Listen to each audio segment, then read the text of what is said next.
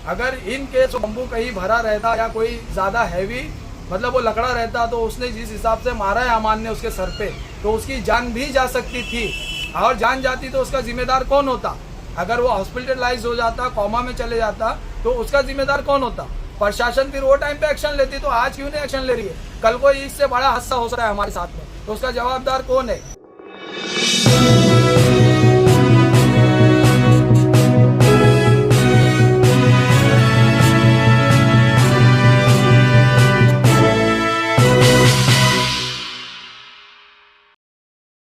मैं Arif Khan, voice of Hindustan में आप सभी का स्वागत है। जुम्मा के दिन काका मंजिल है, काका नगर परिसर में काका मंजिल में एक मस्जिद है। वहां पर जुम्मा की नमाज पढ़ने के दौरान एक बिलाल नाम का व्यक्ति है, उसकी और अनस की कुछ कहासुनी हो जाती है।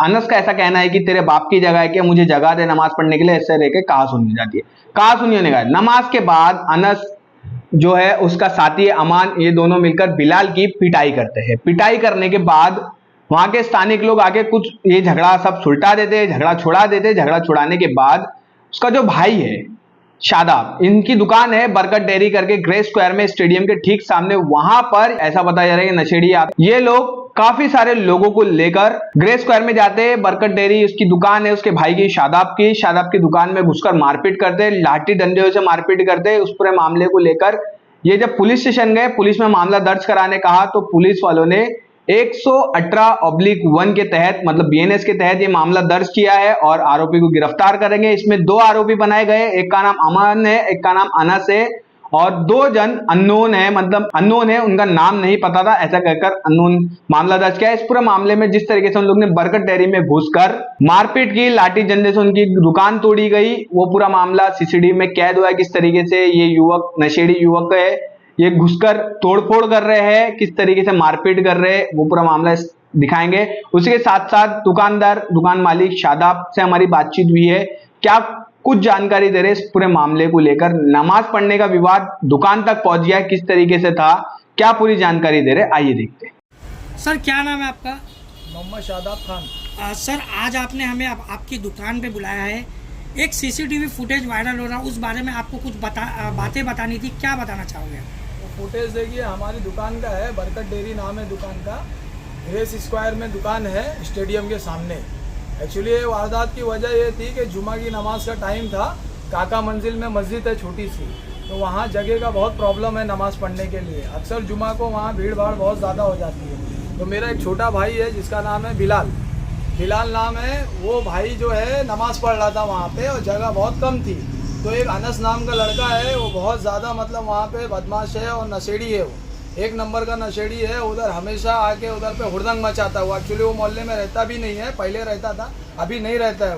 वो बाहर कहीं रहता है, वहाँ आता है हरदम 5 बजे से लेके रात में 1-2 बजे तक उधर पे आके बदतमीजी करेगा, वहाँ के मोहल्ले के लड़के लोग को फालतू परेशान करेगा। रास्ते में वो लोग, उधर आने जाने का रास्ता है हमारा, सकीना मंजिल और काका मंजिल के बीच में एक रास्ता है। ऊपर उधर पे फुटपाथ पे वो लोग ने एक म्यूनसिपाल्टी की सीट लगा के रखे, उसी पे बैठ के हुड़दंग करते रहते हैं दिन भर। और उसमें उधर पे बाइक रास्ते में खड़ा कर देंगे, उनके दोस्त लोग बाहर से आएंगे। अच्छा वो सब ठीक है। अभी वो अनस ने फिर मेरे बिलाल को क्या बोला कि मेरे को जगह चाहिए, चल इधर से हट। तो बिलाल ने बोला कि इधर जगह भाई मेरे लिए ही नहीं है, तो मैं तेरे को जगह कहाँ से दूँ? तो अनस ने उसको बोला क्या तेरे बाप की जगह है? उसने मतलब उल्टा उसको बोला, तो उसने भी उसको मतलब जवाब में उल्टा बात बोला कि ठीक है मेरे बाप की है जगह। तो उतने में उन लोग की छोटी मोटी झड़प हुई, हाथापाई हुई। हाथापाई में जो अनस नाम का लड़का है, उसने मेरे भाई, छोटे भाई के बिलाल का जो है शर्ट पकड़ के खींच लिया। शर्ट पकड़ा तो उसका शर्ट फट गया, यहाँ से पूरा फट गया, और उसने हाथ बीत भी उठाया उसके ऊपर। ठीक है, वो झड़प हुआ, धक्का धुक्की हुआ, थोड़ा बहुत उन लोग का आपसी मामला था। दोपहर में वहाँ के जो हमारे सीनियर सिटीजन हैं लोकल एरिया के, सिटी अपना वहाँ के सोसाइटी के रहीवासी जो भी है, हाँ, वहाँ के लोगों ने समझा के वो मैटर वहाँ शॉर्ट आउट कर दिया था।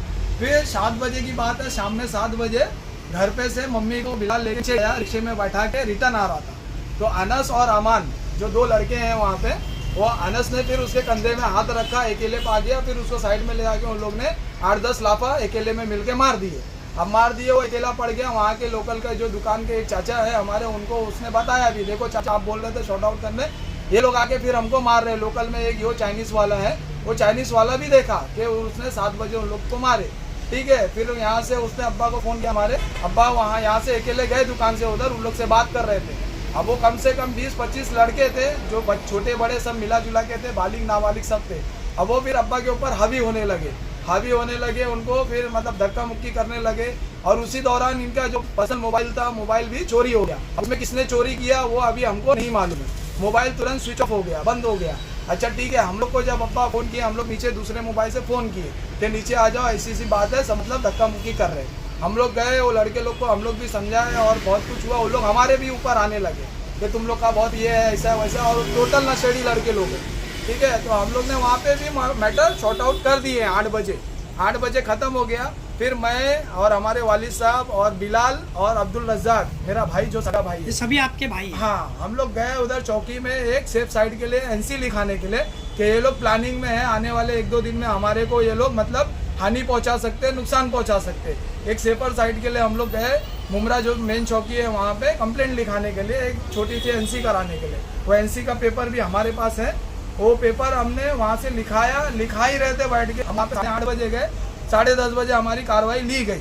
और जब 10:30 बजे कार्रवाई का दौरान हमारा चालू ही था, कार्रवाई हो ही रही थी, मेरे दुकान से फिर फ़ोन आया अब्दुल रज़ाक का।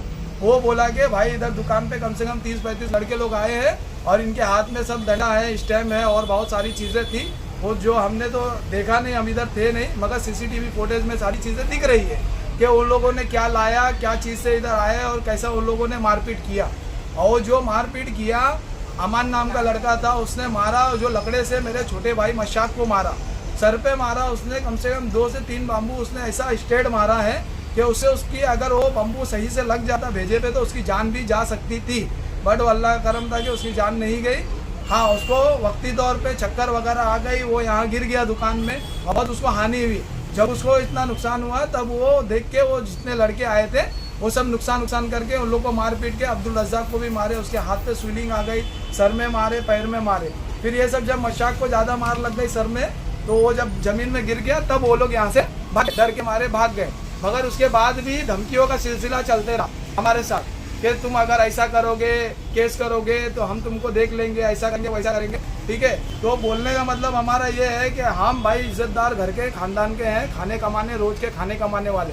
हम ये सब मैटर से बहुत दूर रहते हैं। हम 15 साल से काका नगर में रहते हैं। आप वहाँ जाके किसी से भी पूछ लीजिए, हम लोगों का उधर किसी से कोई वास्ता नहीं रहता। हम अपना काम धंधे पे सुबह जाते हैं और शाम में वापस घर में चले जाते हैं। छुट्टी के दिन भी हमको कोई नहीं उधर देखता है। ठीक है, हमारे जितने भी भाई हैं, हमारे वालिद को उधर कोई देखता नहीं है फालतू। मतलब वहाँ खड़े हैं हम 5 मिनट के लिए।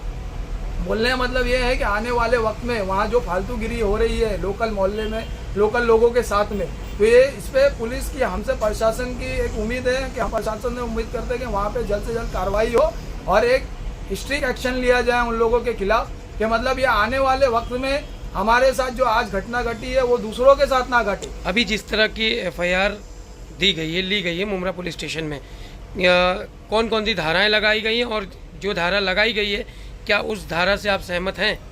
देखिए, हमें तो प्रशासन से उम्मीद बहुत ज़्यादा है और बहुत ज़्यादा की थी। हम उधर पे जाके कल रात से मतलब आज अभी हम 7 बजे इधर आए हैं वापस। टोटल 23 से 24 घंटे का वक्फा होने को आया, मगर वहाँ पे हमें धारा 118 की एक धारा दे दी गई है, मारपीट की धारा। ठीक है, अभी हमने जो देखा अपनी आंखों से, जो हमारे 118(1), हाँ 118(1) जो धारा लगाई गई है, तो इसमें तो बहुत ज़्यादा उन पर कुछ कार्रवाई होगी नहीं। जो हिसाब से हम एक मतलब उन पर हमारा बिलीव था कि प्रशासन ऐसी कार्रवाई की करेगी फुटेज देख के। अभी वो जो मारा है मेरे भाई मशाक को, अगर इन केस बम्बू कहीं भरा रहता या कोई ज़्यादा हैवी मतलब वो लकड़ा रहता, तो उसने जिस हिसाब से मारा है अमान ने उसके सर पे, तो उसकी जान भी जा सकती थी। और जान जाती तो उसका जिम्मेदार कौन होता? अगर वो हॉस्पिटलाइज हो जाता, कोमा में चले जाता, तो उसका जिम्मेदार कौन होता? प्रशासन फिर वो टाइम पे एक्शन लेती, तो आज क्यों नहीं एक्शन ले रही है? कल को इससे बड़ा हादसा हो सकता है हमारे साथ में, तो उसका जवाबदार कौन है? दुकान में तोड़फोड़ हुई, दुकान का नुकसान हुआ, ठीक है, उसका नुकसान का जो है हम सोच रहे थे धारा लगेगी, वो भी धारा इसमें नहीं दिखी हमको। तो ये 2 चीज़ों की उम्मीद थी जो प्रशासन से हमें नहीं दिखी हमारे FIR में।